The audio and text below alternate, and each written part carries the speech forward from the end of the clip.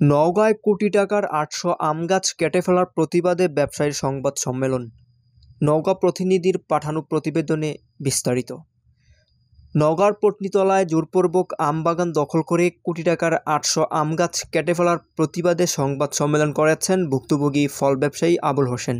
আজ দুপুরে শহরের পেরিমোহন গ্রন্থাগারে লিখিত বক্তব্য তিনি এ অভিযোগ করেন।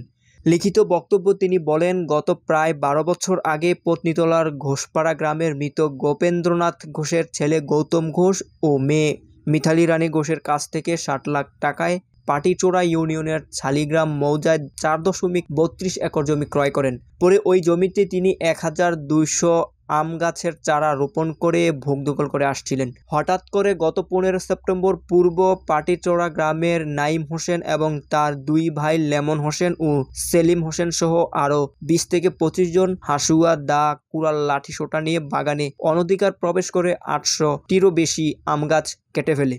এতে প্রায় ১ কোটি টাকার ক্ষতি হয়। এ সময় বর্গাদার আব্দুস সামাদ তাদের বাধা প্রদান করলে তাকে প্রাণে মেরে ফেলার হুমকি ও বিভিন্ন ভয়ভীতি প্রদান করে। এ বিষয়ে অভিযুক্তদের বিরুদ্ধে থানায় একটি অভিযোগ করা হয়েছে। দ্রুত তদন্ত সাপেক্ষে জড়িতদের বিরুদ্ধে আইনগত ব্যবস্থা গ্রহণের দাবি জানান ভুক্তভোগী ব্যবসায়ী।